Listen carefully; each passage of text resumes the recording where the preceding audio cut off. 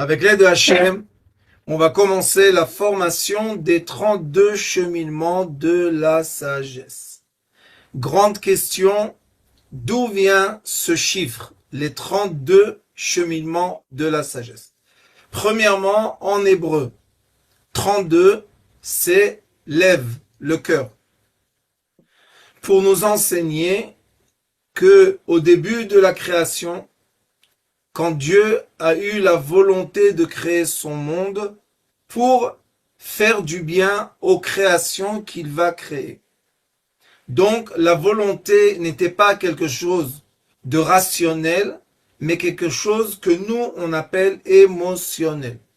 C'est la raison pour laquelle c'est impossible de saisir le Créateur de façon rationnelle.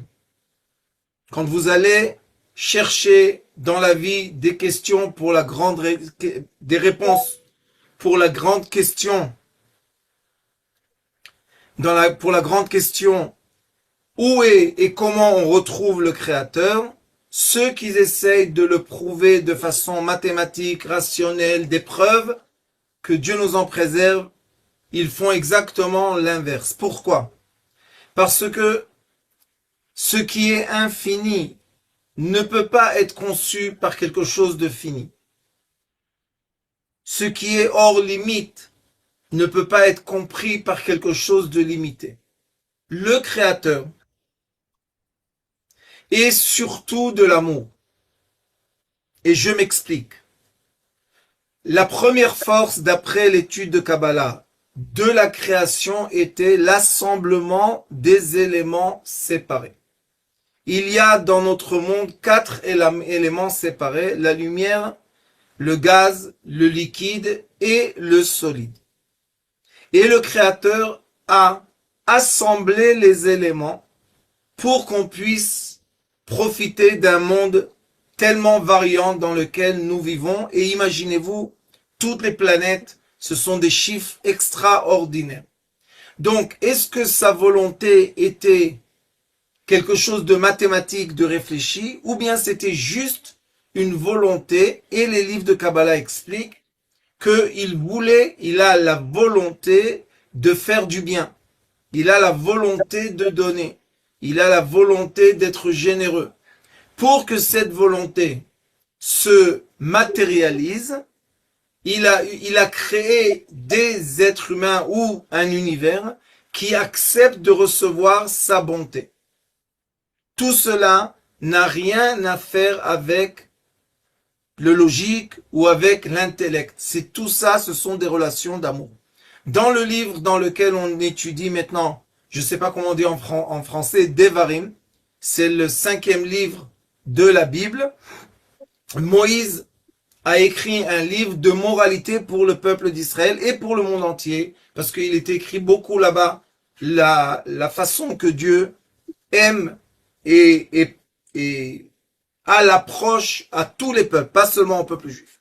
Et tout le temps, il y a un mot qui se répète, Ahava, l'amour. Tout le temps, c'est une question d'amour. Ce n'est pas du tout une question de logique et c'est pas du tout une question de pensée du cerveau. Maintenant, dans les 32 cheminements de la sagesse. Pourquoi 32? 32 divisé par 2, ça nous donne 16. 16 dans le nom divin. Écoutez bien s'il vous plaît. Que vous connaissez le Yud, le Hey, le Vav, le Hey. Vous connaissez ce nom divin? Il y a 4 lettres. Le Yud, le Hey, le Vav, le Hey. Le Yud est 10. Le Hey est 5. Le Vav est 6. Le Hey est 5. Donc quand on prend le Yud et le Vav, qui sont les lettres masculines, on a 16. 16 et 16, 32. Et pourquoi on n'ajoute pas les 2 lettres Hey qui représentent le féminin? Parce que les lettres féminines, ce sont des lettres qui acceptent. Dans la sagesse des lettres, nous avons des lettres qui sont dans la position masculine de donner et nous avons les lettres qui sont dans la position féminine de recevoir. Par exemple, La première lettre de la Bible, c'est Bereshit, un bet. Le bet, il est comme un récipient. Le bet est une lettre qui reçoit, qui accepte. C'est pour ça que l'abondance, c'est la force de recevoir, pas la force de donner. Les gens se trompent, pensent que l'abondance, c'est ce que je donne. Non, l'abondance, c'est ce que j'accepte de recevoir. Donc, on a tous un côté féminin et un côté masculin. Les 32 cheminements de la sagesse, ce sont la façon dans laquelle Dieu, le Créateur, Hachem, a découlé sa lumière, étape après étape, jusqu'à quand que sa lumière fasse vivre le solide. Quand on va étudier, quand on va rentrer dans le texte, vous allez voir que moi j'enseigne les 32 cheminements à l'envers. Je commence par le 32e et tout doucement on va monter jusqu'au premier cheminement. Pourquoi je le fais à l'envers? Parce que le premier cheminement s'appelle le premier cheminement de la lettre Aleph. La lettre Aleph, la première lettre, c'est la lettre de l'incroyable, Moufla. C'est une lettre qui représente quelque chose que l'être humain ne peut pas saisir. Donc je pense que commencer à enseigner ou à étudier la miséricorde et la volonté divine de nous nourrir, de nous donner de la lumière, de nous donner de l'existence, commencer par quelque chose qu'on ne peut même pas saisir, je pense que ce n'est pas l'ordre des choses. Il faut au contraire, il faut observer la matière qui est la 32e cheminement. Et il nous dit là-bas, le sage, le Ravad, il nous dit, tu trouveras dans la matière solide l'empreinte de Dieu. Comment on trouve dans la matière solide l'empreinte de Dieu? Nous avons premièrement, comme je vous ai dit, 4 éléments. La lumière, le gaz, le liquide et le solide. Nous avons aussi 4 forces. Le chaud, le froid, le sec, l'humide. Nous avons aussi 4 lettres divines. Le Yud, le Hey, le Vav, le Hey. Est-ce que c'est par hasard tout ça? Non. Nous avons dans l'atome 4 éléments. L'élément de la lumière, le photon. L'électron, la charge électrique négative. Et dans le noyau de tous les atomes, nous avons le proton, qui est la charge positive, et le neutron, qui est neutre. Donc vous voyez que même l'atome, qui est la particule la plus petite qu'on peut diviser la matière, à part quand on commence à rentrer dans les lumières, est aussi divisé par 4. Et il y a une chose magnifique de voir, qu'il y a une correspondance, il y a une ressemblance entre les lettres de Dieu et le comportement dans l'atome. Quelle est la ressemblance? Le Yud, qui est la sagesse, la lumière, est en correspondance avec le quoi? Le photon, la lumière. Le Hey, qui est l'électron, qui encapsule la lumière, et comme le premier est du nom divin, qui s'appelle la force féminine, que la force féminine, ce qu'elle fait, c'est que elle encapsule la force masculine. Parce que la force masculine, c'est une force qui va s'éparpiller, éparpiller, grandir, grandir, grandir. Mais pour qu'on ait une réalité, on doit l'assembler, on doit l'encapsuler. Sinon, il n'y a pas de réalité. Donc aussi la lumière, quand elle véhicule, tant qu'elle n'a pas touché de la matière, on ne voit pas la lumière. La lumière a une apparence seulement après qu'elle a touché quelque chose qui l'a encapsulé. Donc la lumière du Créateur sans la création n'a aucune apparence. Alors les deux premières lettres, ce sont ce qu'on appelle le nuage des électrons, qui est composé d'électrons et de photons. Dans le noyau de l'atome, nous avons le proton. Et le proton est normalement dans un atome stable est exactement le même chiffre comme des électrons. C'est pour ça que les deux lettres Hey, la cinquième lettre hébraïque, sont les mêmes.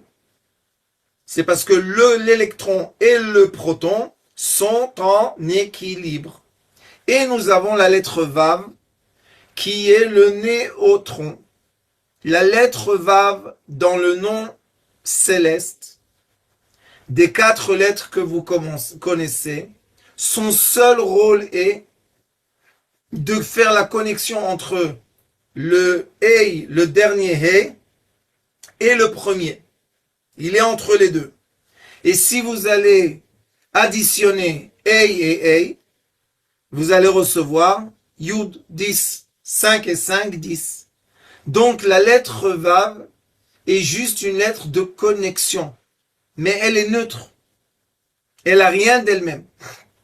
Et même dans les séphirotes, l'attribut de miséricorde, la 7e est la lettre Hey, et les 6 qui sont en guimatria la lettre Vav, sont là juste pour descendre les lumières pour atteindre la lettre Hey. Si la lumière n'atteint pas la matière, d'après les vrais livres de Kabbalah, cette lumière n'existe pas. Je crois que c'est un peu nouveau pour vous tous, mais sachez, d'après les livres de Kabbalah, les vrais, je ne parle pas des livres de gens qui ont inventé des choses, mais d'après les vrais livres de Kabbalah, toute lumière invisible se refroidit et ralentit et se manifeste dans la matière. Je répète, toute lumière invisible qui commence de l'infini, son seul but, son seul rôle est à la fin de se refroidir, de ralentir pour atteindre la matière. La matière est, on peut dire, la piste d'atterrissage des lumières. Dès que l'on voit de la matière, en effet, c'est comme je vous dis, quand la lumière véhicule, tant qu'elle n'a pas touché quelque chose de plus épais, on ne la voit pas. Notre monde réel, notre monde de la matière, est le miroir de la lumière céleste. L'univers est le miroir du Créateur. Et c'est pour ça qu'aucune machine, aucune intelligence artificielle pourra un jour réfléchir et calculer tous les nombres de photons qui existent dans l'univers. C'est tout simplement un chiffre qu'on ne pourra jamais calculer, même si on laisse travailler les ordinateurs des centaines d'années, ils vont jamais arriver à la fin du chiffre. Il y aura toujours 0, 0, 0, 0, 0, 0, 0, 0, je ne sais pas combien de générations, on n'arrivera jamais à y arriver. Et pourquoi? Parce que le Créateur, quand il a créé son monde, il n'a pas, comme il y a beaucoup qui le disent, malheureusement, qu'il a commencé avec sa lumière, mais après, il s'est retiré de la création. Ça, c'est une des idées philosophiques qui crée un grand problème. Si vous rentrez dans cette idée-là, à la fin, on n'est pas vraiment la volonté du Créateur. Parce que il a commencé quelque chose et il est sorti du jeu. Et cette lumière fait ce qu'elle veut, comme elle veut, tout et n'importe quoi. Ce n'est pas la vérité. La vérité est que le Créateur n'arrête pas de nourrir la création de lumière. C'est pour ça qu'on appelle ça la lumière infinie. Il n'arrête pas à chaque instant. C'est pour cela que si on va commencer un jour de compter le nombre de photons qu'il y a dans l'existence, on ne pourra jamais compter parce que tout le temps, il y en a d'autres, et il y en a d'autres, et il y en a d'autres, et il y en a d'autres. Jamais on pourra arriver au chiffre. Donc c'est pour ça que si vous voulez faire de la paix à l'intérieur de vous, et ce que je vous dis, c'est quelque chose pratique. Si vous voulez avoir la paix à l'intérieur de vous, comme on est l'être humain, comme toutes les créations, on est composé de lumière et de matière. on doit donner à la lumière sa place naturelle et non pas inventer un Dieu qui n'existe pas. Il faut laisser cette image de Dieu qui n'existe pas. Il a dit lui-même, je ressemble à rien, vous pouvez me comparer à rien, rien du tout, de tout ce que vous pouvez penser, je peux être comparé. Donc, le vrai Dieu n'a ni d'image, ni de forme, ni de couleur, ni de goût, ni rien du tout que l'être humain peut saisir dans son cerveau. Maintenant, ça, c'est quelque chose qu'on doit accepter. C'est pas quelque chose qu'on peut prouver. Parce que comment quelque chose de limité peut donner la preuve que quelque chose de illimité existe? Le cerveau limité ne peut pas englober quelque chose qui est illimité. Et c'est pour ça que dans les 32 cheminements de la sagesse, vous allez voir, c'est magnifique, il y a aussi des livres, vous allez voir que dans ces 32 cheminements, tout doucement, vraiment tout doucement, étape après étape, on va commencer à monter dans la conscience. Et on va voir que chaque conscience des 32 cheminements de la sagesse est une conscience dans un certain degré de l'existence. Parce que notre monde, notre univers, ne fonctionne pas seulement dans un mécanisme. Il fonctionne dans beaucoup de mécanismes parallèles. Je vais donner un exemple. Maintenant, je prends une barre. Et cette barre est faite en cuivre. Je peux observer la barre en cuivre beaucoup de façons. Pourquoi j'ai choisi le cuivre? Parce que le cuivre nous aide à circuler, faire circuler l'électricité. Je peux regarder la barre en fer, cuivre, et regarder quels sont le comportement mécanique de la barre. L'épaisseur de la barre, la longueur de la barre, les forces mécaniques que je peux impliquer sur la barre. Qu'est-ce qu'elle fait cette barre-là? Est-ce qu'elle est souple? Est-ce qu'elle est dure? Ça s'appelle la physique de Newton. La physique de Newton n'est pas une physique qu'on a le droit de négliger. La physique de Newton, c'est la physique qui nous dit tu as l'accès à la matière avec des lunettes mécaniques. Ça veut dire tout le mécanisme qu'on peut observer, mesurer sur une barre de cuivre. Mais après que j'ai compris le mécanisme physique, je rentre maintenant dans la matière. Et quand je rentre dans la matière, je vois que cette barre est composée d'atomes. Et dans le cas de le cuivre, ces atomes-là ont des électrons attachés au noyau, mais ils ont aussi ce qu'on appelle les électrons libres. Et maintenant, je peux commencer à créer des polarités des deux côtés de la barre et faire circuler les électrons. Dès que les électrons circulent d'un côté à l'autre, je commence à pouvoir profiter de cette circulation et j'appelle ça la physique électrique. Pourquoi on appelle ça l'électricité? Parce que c'est le comportement des électrons. Donc, oui, on utilise le cuivre pour faire circuler de façon artificielle les électrons sur les câbles de cuivre. Mais, je rajoute encore une lunette.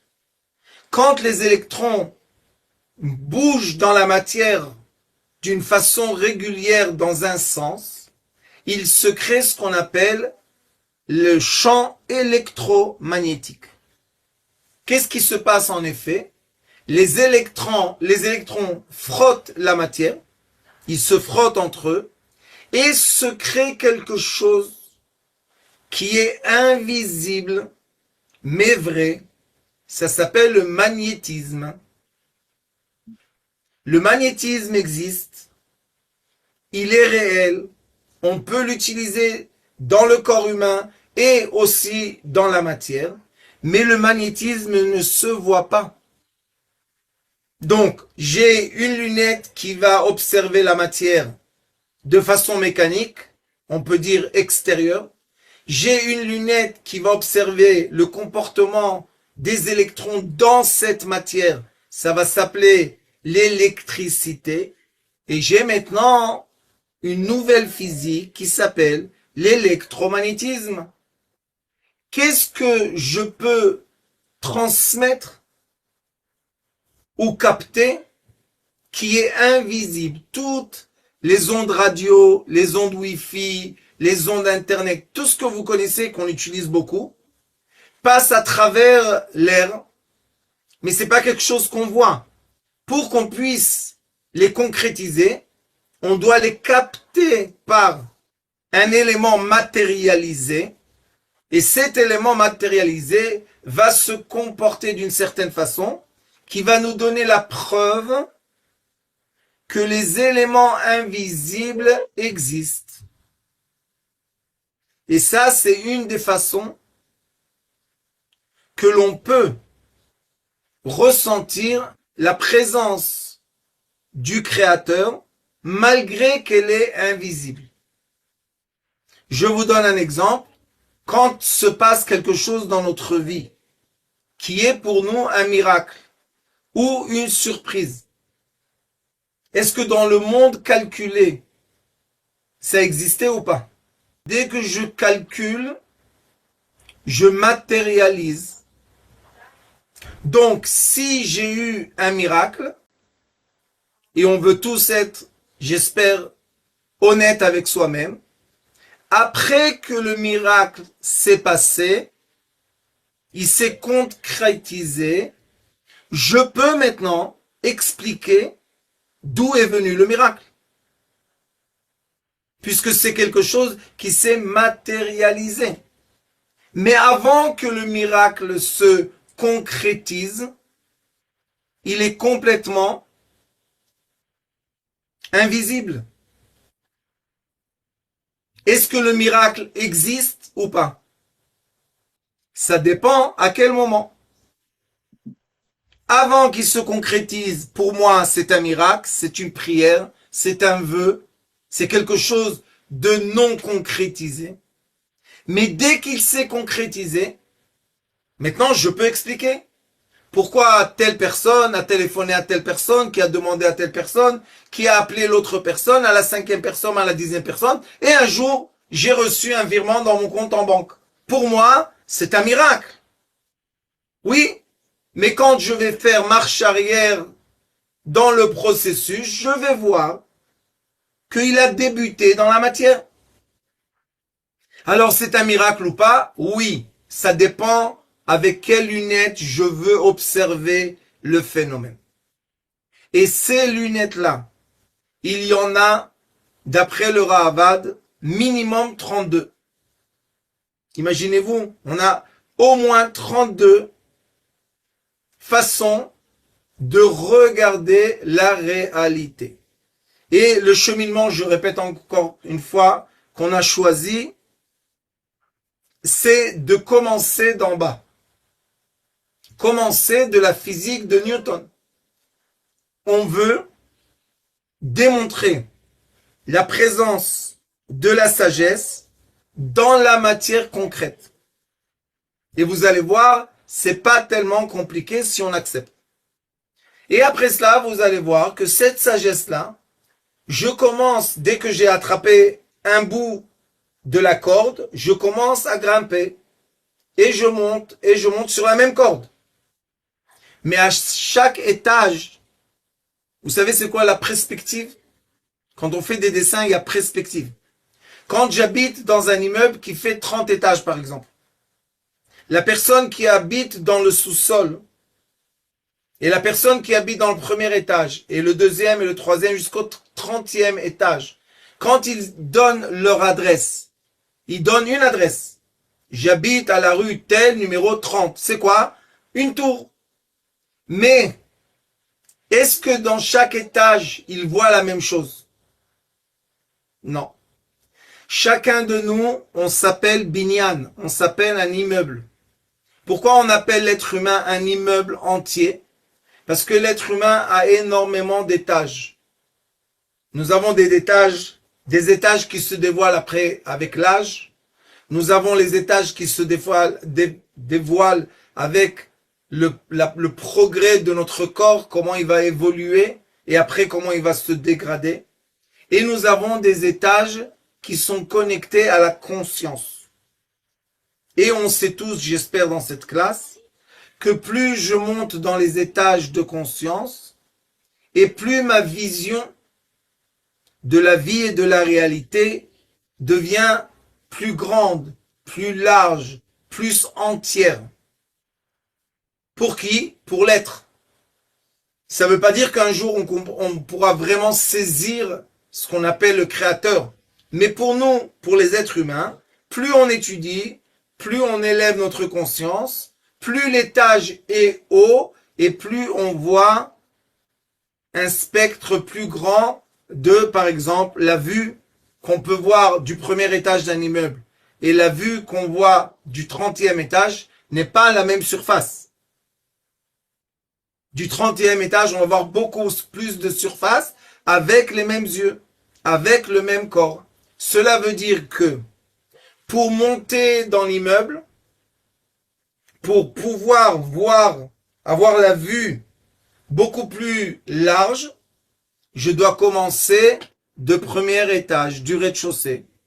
Si je commence du rez-de-chaussée et je m'habitue à chaque étage, alors le premier étage construit le deuxième soutient le troisième est la base du quatrième, et ainsi de suite, ainsi de suite, ainsi de suite. Je répète encore une fois, il y a des livres qui ont été écrits, je pense qu'ils ont été bien écrits, bien résumés. Il y a 4 livres des 32 cheminements de la sagesse. Et je pense que aussi Gila, elle envoie après le cours, elle envoie toujours des supports écrits pour qu'on puisse réviser. Et les vidéos aussi, vous pouvez les re-entendre. Parce que je ne pense pas que cette information des 32 cheminements de la sagesse, on peut entendre un cours et saisir. Il faut répéter l'étude et répéter. Et après, je crois 2 ou 3 fois, on peut commencer vraiment à intégrer l'information. Il y a d'autres choses qu'on peut étudier dans la vie. J'ai saisi, c'est bon, j'ai pas saisi, je peux continuer. Mais dans les 32 cheminements de la sagesse, je vous propose de re-entendre et re-entendre pour vraiment vous positionner comme il faut pour accepter le prochain degré de la sagesse. Donc, le 32e élément, le dernier élément de la sagesse, je vais tous vous étonner, c'est la compréhension de la vitalité qu'il y a dans l'idolâtrie. Mais il y a des gens qui idolâtrent le bois. Il y a des gens qui idolâtrent la pierre. Il y a des gens qui idolâtrent l'eau. Ça veut dire quoi qu'ils idolâtrent la chose? Idolâtrer veut dire que j'approprie à la matière la force divine. Question sans énerver personne. Est-ce que c'est faux de le dire? Pour la sagesse vraie, impossible que quelque chose existe sans la lumière de Dieu. Impossible. Donc, la pierre, le bois, l'eau, la montagne, les astres, tout existe à travers Dieu. Qu'est-ce qui s'est passé dans le début des temps? Comme ça nous explique Sefer Yetzira et le Rambam. Au début des temps, c'est vrai que Dieu a parlé avec le premier homme et la première femme. Mais après, il y a certains personnages qui ont dit qu'on ne veut plus déranger Dieu pour demander des choses comme la pluie, comme la chaleur, comme de l'eau. Il y a des anges qui sont responsables, créés par Dieu, de ces choses-là. Et c'est pas faux. C'est pas faux. Les anges, le nom d'un ange est composé de deux éléments toujours. En hébreu, hein. Il y a l'élément du fonctionnement et il y a l'élément de quel nom divin il a sa source. Je répète, comme vous dites Gabriel, Michael, Uriel, on a ça dans toutes les langues. Elle, à la fin, c'est Dieu. Mais c'est un nom, un certain nom de Dieu. Et les premières lettres de l'ange expliquent quel est son fonctionnement. Donc, est-ce que Dieu existe dans l'ange? Bien sûr que oui. Alors, qu'est-ce qu'ils ont dit les premiers? Ils ont dit, au lieu de déranger Dieu pour des choses qu'il a créées, ces anges qui fonctionnent, on va demander aux anges. Et les anges vont, eux, appeler la pluie, vont, eux, faire le feu, vont, eux, faire la paix, vont, eux, faire la guerre. Mais après que les êtres humains se sont complètement concentrés sur idolâtrer les anges et les forces de la nature, sont venues d'autres générations. Et comme les êtres humains déjà étaient, je parle jusqu'à Abraham Avinu, jusqu'à Abraham, et comme les êtres humains déjà étaient loin de s'adresser à Dieu comme on s'adresse à son Père, Dieu n'est jamais disparu. Il a toujours dit, parlez avec moi, dans toutes les langues, dans toutes les façons. Juste adressez-vous à moi, je vous réponds. Mais eux, ils ont dit, on ne veut pas gêner. Alors après cette génération, des gens qui n'ont pas voulu gêner ou perturber Dieu pour des grandes choses, sont venus des gens qui ont dit que les astres et les anges leur parlent. Tout ce que je vous dis est écrit dans le livre du Rambam Yad HaChazaka ou bien dans Masechet Avodah Zara, nous avons dans le Talmud et dans la Mishnah tout un extrait qui explique le comportement de l'idolâtrie. Les sages de l'idolâtrie ne sont pas des idiots. Il ne faut pas négliger la sagesse d'une personne. Ils sont tout simplement dans un certain niveau. C'est comme, on ne peut pas dire que si je connais la physique quantique, le physicien mécanique c'est un idiot. Non. Le physicien mécanique, heureusement qu'il est là, sinon on n'aurait pas d'ingénieur et on n'aurait pas pu construire ni des machines et ni des bâtiments. Mais le physicien qui voit la matière avec des fréquences, le physicien quantique, ne peut pas négliger le physicien mécanique. Donc sachez que les êtres humains, chacun d'eux, est exposé à un certain degré de conscience. Ou bien on peut dire ça, un certain degré de sagesse. Et comme j'ai eu la chance d'avoir des échanges avec beaucoup de sages dans le monde, pas seulement des sages juifs, on va retrouver dans le monde entier et aussi dans le judaïsme des sages qui sont à un certain degré, ils n'arrivent pas à aller au-delà de ça, et il faut respecter.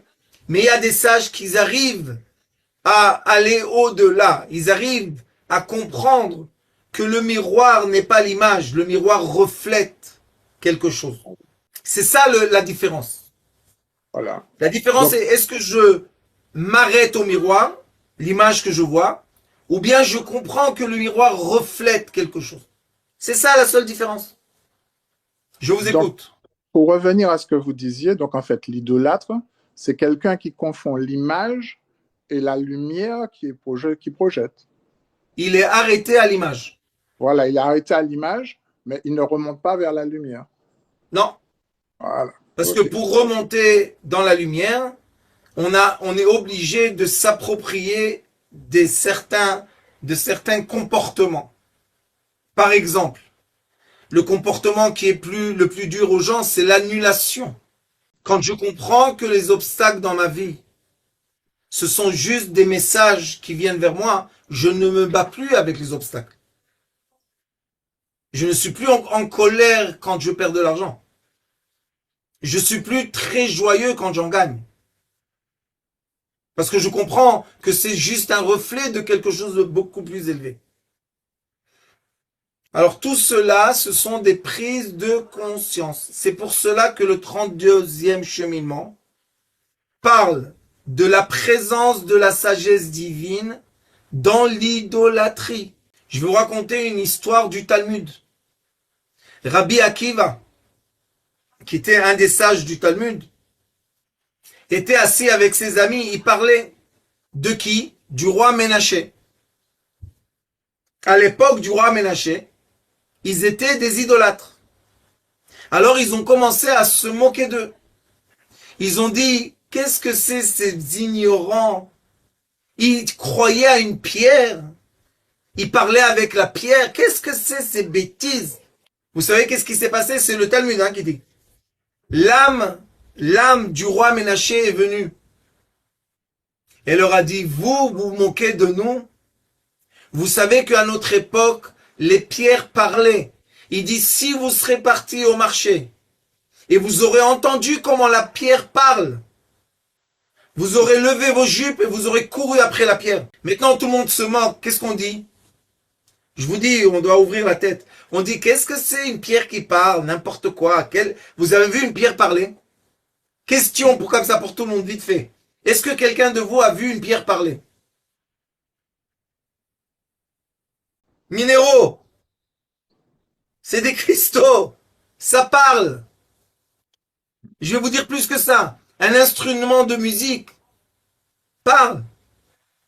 La voix, c'est pas quelque chose de magnifique, de fantastique, c'est vrai, ça parle. Alors il disait, et eux, les sages du Talmud, c'est comme ça, quand même des gens d'un degré.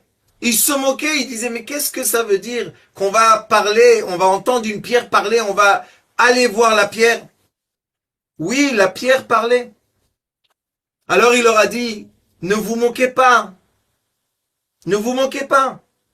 Parce que si vous serez à notre génération, vous serez tous des idolâtres comme nous.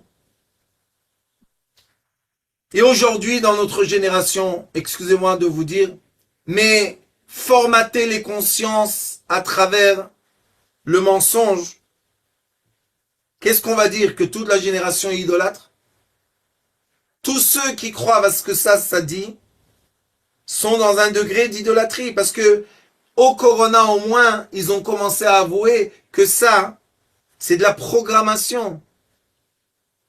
Fake news, vous vous rappelez de ce mot qu'on ne disait pas avant Corona. Mais après Corona, tout le monde savait. Oui, ça existe.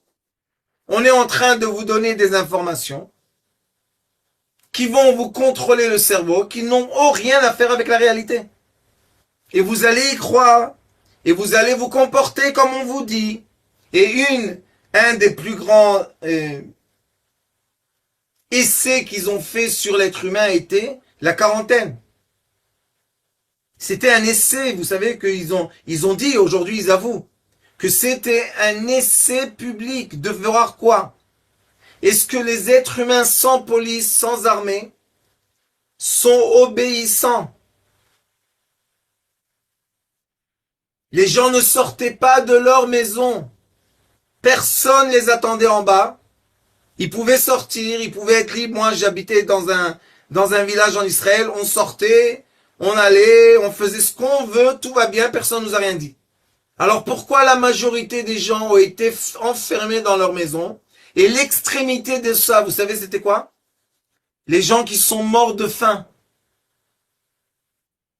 Ils n'acceptaient pas de recevoir des colis de nourriture. Et ils ont préféré de mourir de famine. C'est affreux. Pourquoi? À cause de ça. Et moi, tout le temps, je disais à mes élèves, vous savez, le corona existe seulement où il y a la communication. Dans les pays dans lesquels il n'y a pas Internet, corona n'existe pas. Et regardez les cartes qu'ils ont fait après les Nations Unies.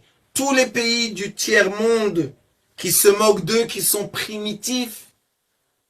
Il n'y avait même pas un cas de Corona. Donc, qu'est-ce que c'était Corona?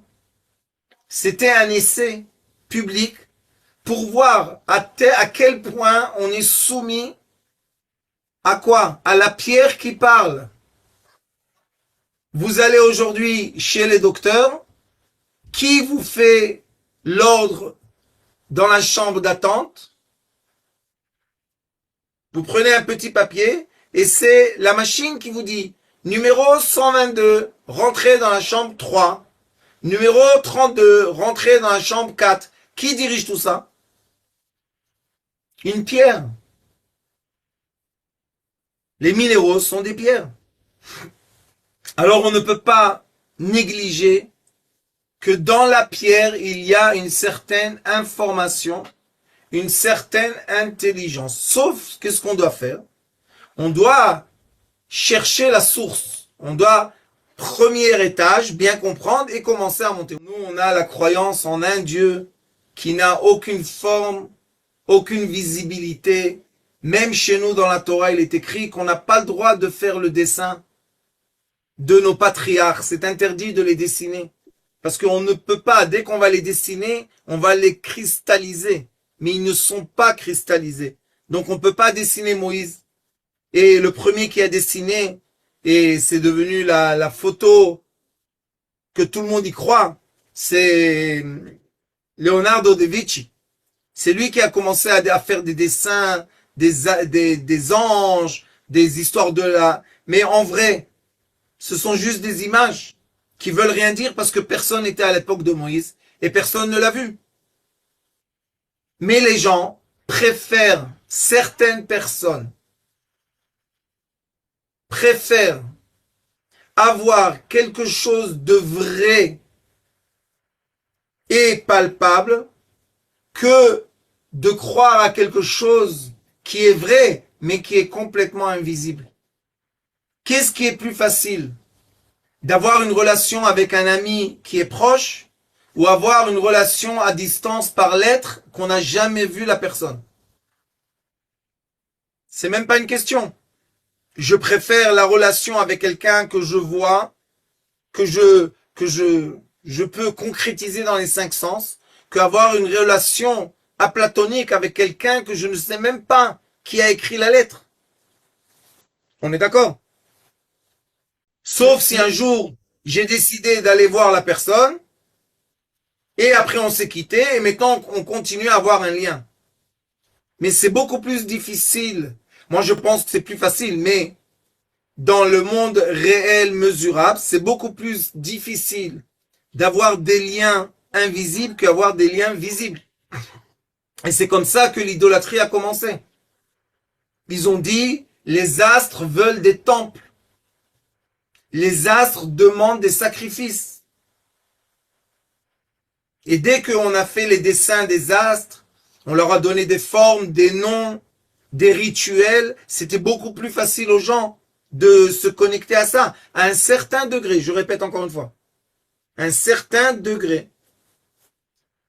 Vous savez que pour les enfants très petits, leurs parents sont pas loin de Dieu. Les parents, quand on est petit, sont tout capables. Tout. Ils peuvent faire tout.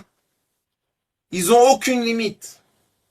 Et après, quand on grandit, on commence à se comparer et on voit que les parents, ce sont pas l'image qu'on s'est fait quand on était petit. Et là, beaucoup de gens sont déçus de leurs parents, mais c'est n'importe quoi. Tu as inventé que tes parents, c'est tout. Ce sont je sais pas moi, des fées et des génies, et tout capables. Mais après, quand tu as grandi, c'est toi que tout doucement, tu as commencé à te comparer et réaliser que les parents, ce sont des êtres humains comme tout le monde. Alors, c'était quoi la faute du veau d'or La dans faute ces du cas? veau d'or était exactement ça. Ils ont dit, les idolâtres qui sont venus d'Égypte, ils ont dit, vous comprenez pas, l'invisible n'existe pas. Moïse vous a dit qu'il est monté vers l'Éternel. Mais ça n'existe pas. Alors, qu'est-ce qu'ils ont fait? Ils ont dit, on va jeter dans le feu. Écoutez bien ce qui s'est passé là-bas. On va jeter de l'or, on va sacrifier, et on va voir quelle sera la forme qui sort du feu. Le veau d'or est sorti du feu, personne l'a sculpté. Alors ils ont dit, regardez, le veau d'or s'est fait lui-même, parce qu'on a fait appel au Dieu.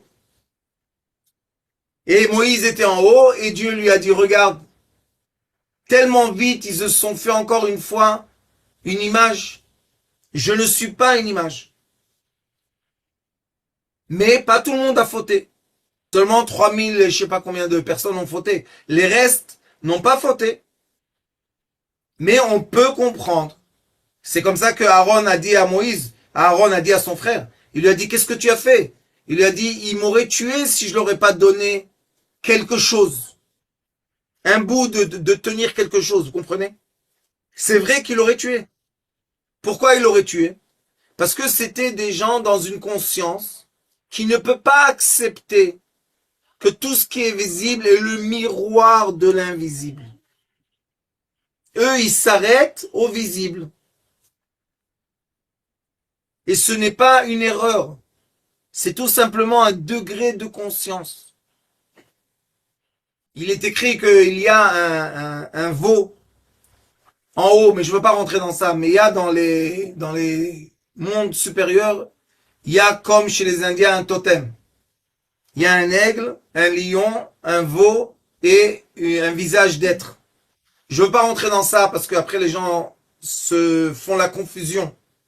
Mais eux, ils ont dit, monte, le Dieu monte du feu.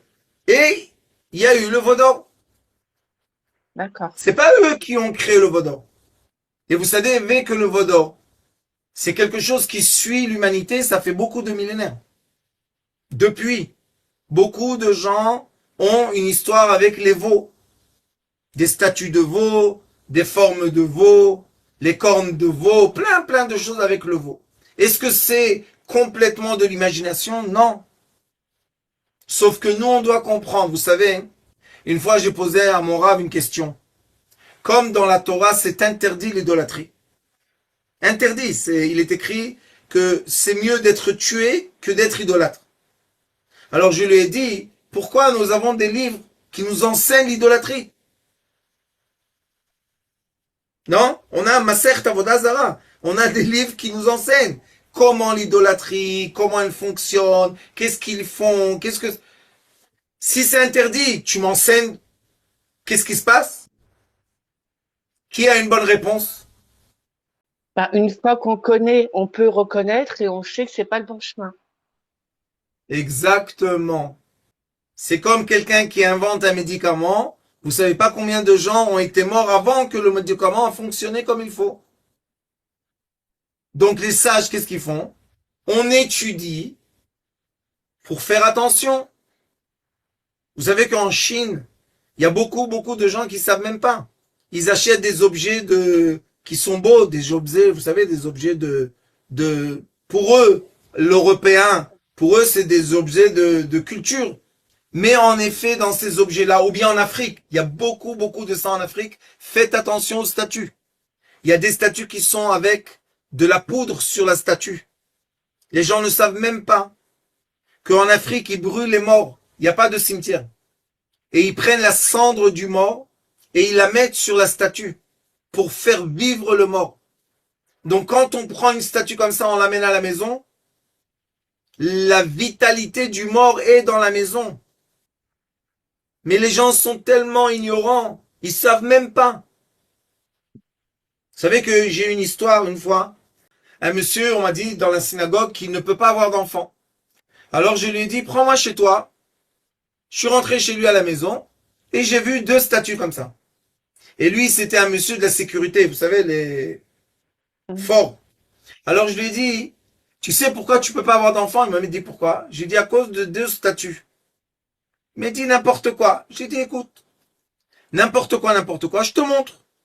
On dit on y va. J'ai dit viens, on prend les statues en bas. On est descendu dans la cour. Et il était fort, fort, hein, un vrai... Je lui ai dit, on a mis la statue comme ça, sur le bord du Trottoir. trottoir. Et je lui dis, casse la statue. Il me dit quoi, tu te moques de moi? Je lui donne un coup de pied, elle est cassée. Je lui dis, vas-y, casse. Je sais. Il a sauté dessus, il a... Rien, ça bouge pas. Il m'a dit, t'es pas sérieux? Je lui dis, ben, casse. Tu es fort. Tu es tout. Casse-la. Tu peux pas la casser. Il y a une vitalité dedans. Il m'a dit, t'es pas sérieux? J'y crois pas. Encore, il a essayé, le pauvre, rien du tout. Ça casse pas. Après, il m'a dit, bon, qu'est-ce qu'on fait? Je lui dis, on va la casser. Il dit, comment tu vas la casser? Je lui dis, il y a une façon de casser les statues. Pas pour casser la statue parce que je veux casser la chose. Parce que j'enlève ce côté mystérieux, spirituel, et ça redevient un bout de bois. Mais quand je rentre dans la statue, le côté mystérieux, spirituel, ce n'est plus un bout de bois. Alors j'ai fait ce que j'ai fait, j'ai donné un coup de pied. Vous savez, l'explosion. On a entendu comme une bombe qui explose. J'ai cassé un bout de bois comme ça.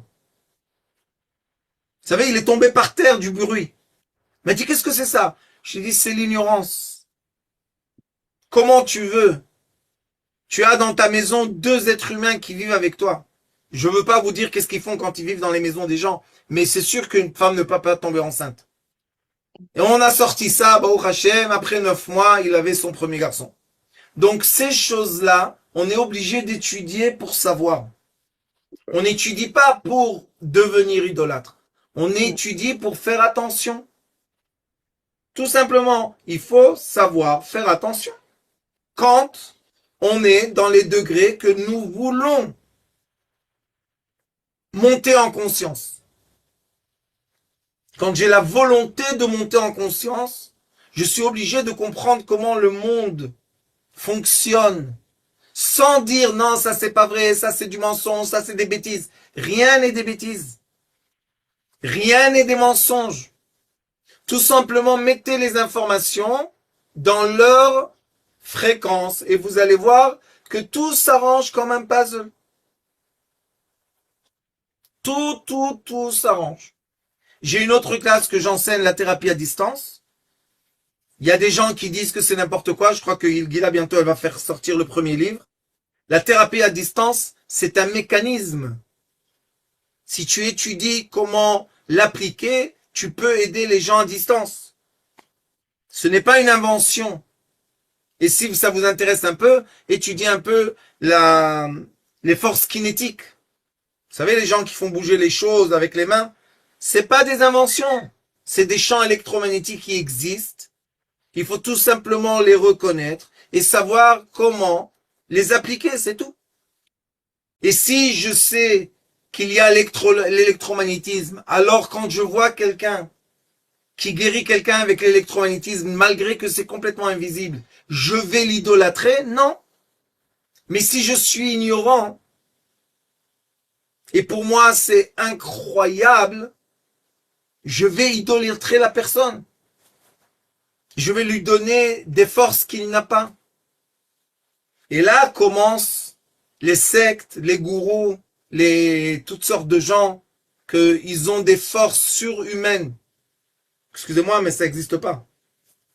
Tous les êtres humains sont la même. Sauf qu'il y a des êtres humains plus entraînés et il y a des êtres humains moins entraînés. C'est tout. Entraîne-toi à courir, tu pourras courir des kilomètres. Tu t'entraînes pas, commence à courir 30 kilomètres. Tu peux pas le faire. Pourquoi? Ton corps n'est pas fait pour ça, c'est tout. Entraîne-toi tous les jours.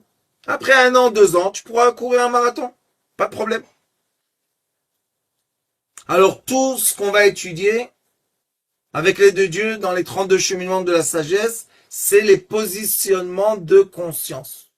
Et vous allez voir que de la matière la plus solide jusqu'à l'existence de lumière la plus, comment on va dire, hors limite, tout est un trait de lumière. Il n'y a rien qui est déconnecté. Il n'y a rien qui est séparé. Tout, c'est tout simplement la révélation des consciences étape par étape. Question.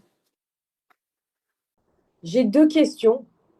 Quand vous disiez par rapport aux masques africains, etc., qui avaient des vitalités à l'intérieur, est-ce que c'est également le cas quand on vous offre un objet qui appartenait à une défunte? Ça peut être le cas.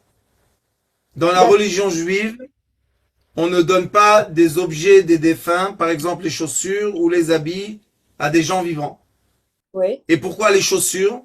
Parce que la sueur que la personne a dégagée dans les chaussures, euh, c'est comme une empreinte de la vitalité du défunt. Du défunt. Et il y a d'accord. même des cas, j'ai rencontré, que des gens ont reçu, des femmes ont reçu des bagues, par exemple, de leur grand-mère. Et quand ils mettaient la bague sur la main, tout était bloqué. Il y a une raison, je peux l'expliquer. Et deuxième question, vous parliez justement du cas où, à ce moment-là, il peut y avoir des gourous, des sectes, etc. Quand ces gens-là arrivent à manipuler les champs magnétiques, par exemple, dans ces cas-là, comment est-ce qu'on va pouvoir reconnaître Machia? Moi, je ne veux pas parler de ma chère, je ne suis pas à la hauteur du tout. Ok, Mais je vais vous dire un très bon conseil dans la vie quand vous étudiez de la sagesse de quelqu'un. Ça s'appelle la critique. Si vous n'avez pas le droit de critiquer, sauvez-vous. Moi, je demande à mes élèves, ça fait des années, toujours je dis à mes élèves, critiquez ce que je dis. Allez rechercher. Et si j'ai tort, dites-le moi si vous m'aimez. Mais si vous n'avez pas le droit de critiquer, vous n'avez pas le droit de contredire, ce n'est pas la vérité. Et ok, si vous regardez la façon de l'étude du Talmud, les sages se contredisent tout le temps. Mais ils ne se contredisent pas pour l'ego. Tout simplement, chacun a le droit et la permission et le devoir d'exprimer ce que lui, il voit dans le cas. Et ça permet d'évoluer la sagesse. Mais dès qu'on commence à interdire de critiquer, interdire de contredire, interdire de corriger, c'est des sectes. Que Dieu nous en préserve. Alors donc, pour revenir à ce que vous disiez tout à l'heure concernant les statues africaines, il m'est arrivé d'aller chez quelqu'un parce que cette personne avait justement des manifestations bizarres dans sa maison, au point de ne plus pouvoir y habiter. Et en fait, je suis entré dans la maison et quand je suis entré dans la maison, je n'ai rien vu. Mais j'ai senti un poids, j'ai senti une présence. Et en fait, j'ai dû me promener dans la maison pour localiser d'où ça venait. Et quand j'ai trouvé, effectivement, c'était des statues que ces gens avaient ramenées d'Afrique. Mais alors, dans ce cas-là, c'était encore une autre chose. Il y avait à l'intérieur de la statue des morceaux d'os. Parce qu'ils font ça aussi avec les os, puisque l'esprit, le chemin de l'esprit est dans les os, hein. Donc, en fait, ils mettaient ça dedans, et donc ça créait la présence des morts. Vous savez que Et voilà. la Turquie, excusez-moi, je ne veux pas trop parler, mais j'ai beaucoup de connaissances dans l'idolâtrie, beaucoup, beaucoup, beaucoup. Et dans la Turquie, ils utilisent les os des êtres humains. Je ne veux pas rentrer maintenant parce que vous n'allez pas dormir la nuit, mais sachez que tout cela existe. Et comme Je tout sais. cela existe, on doit arrêter de contredire ce qui existe. Tant que je ne vais pas admettre que les choses existent, ils seront plus forts que moi. Dès que j'admets qu'ils existent, je peux être plus fort qu'eux. Et les entités et les démons, c'est une réalité. Il ne faut pas se sauver de cette réalité. Sauf que nous avons des certains comportements et des certaines prises de conscience qui ne leur permettent pas de nous faire du mal. C'est tout. C'est très simple. Sachez que le problème est immense, mais la solution est simple. On va étudier, vous allez voir. C'est très, très, très intéressant. Alors, du coup, les perruques avec des cheveux naturels. Rabbanit, les perruques, que on prend les cheveux naturels d'une certaine tribu hindoue, que cette tribu hindoue, le travail d'idolâtrie, c'est de faire pousser les cheveux, les couper et les sacrifier à un dieu. Ces cheveux-là, on peut les rincer tant qu'on veut, on peut les mettre dans l'ammoniac et les teindre dans toutes les couleurs qu'on veuille ou qu'on veuille pas. C'est un objet d'idolâtrie. C'est la vie.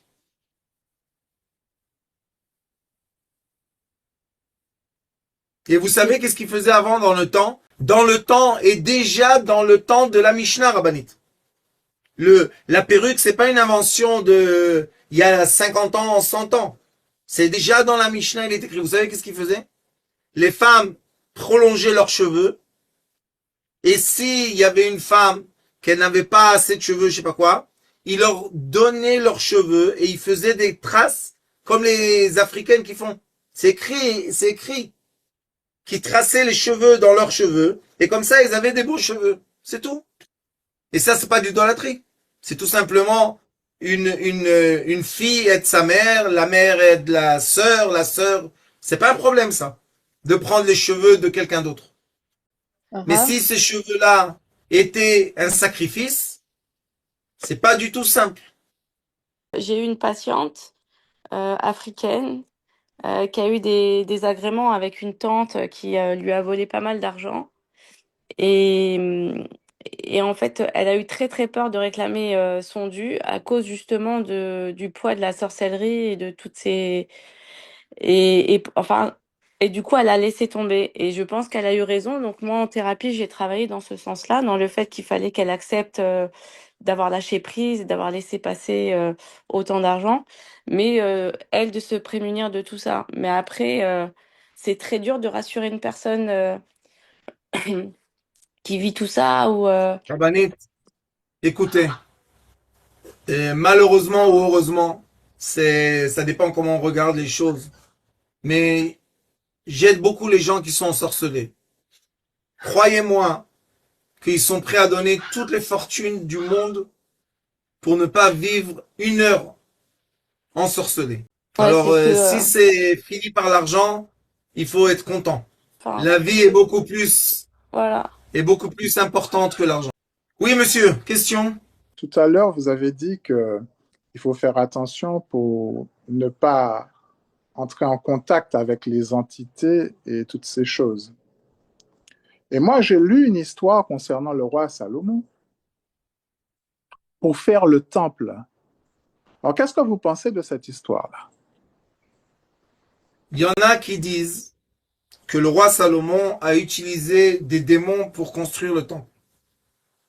Et ils disent que les êtres humains ne pouvaient pas lever les pierres de 60 tonnes et 80 tonnes et 50 tonnes. Je peux juste vous dire qu'il y a des forces dans la nature que nous avons le droit d'utiliser. Les Indiens en Amérique du Sud, du Nord, avec de l'énergie, bougent des pierres immenses. Ils se cachent dans des grottes derrière des pierres immenses. Les Incas, avec le mouvement d'énergie, ils bougeaient des pierres immenses aussi. Donc, quand on dit le mot démon, et quand on dit le mot démon, on dit pas le même, on s'adresse pas à la même chose. Vous savez que le complice ou l'associé du roi Salomon pour construire le premier temple était qui? Hiram. C'était un non-juif de Liban. Ils ont construit ensemble. Le roi Salomon n'a pas construit tout seul. Et c'est pas Hiram pour a fourni rien. le bois. Pas seulement le bois, ils ont fourni aussi la pierre taillée. C'est pas pour rien. Il y a des grandes raisons pour ça. Tov, j'espère que on a passé un beau moment ensemble. Je vous remercie. Et la semaine prochaine, avec l'aide de Dieu, on va rentrer dans le 32e cheminement. Toda Rabba, que Dieu vous bénisse. Très belle semaine.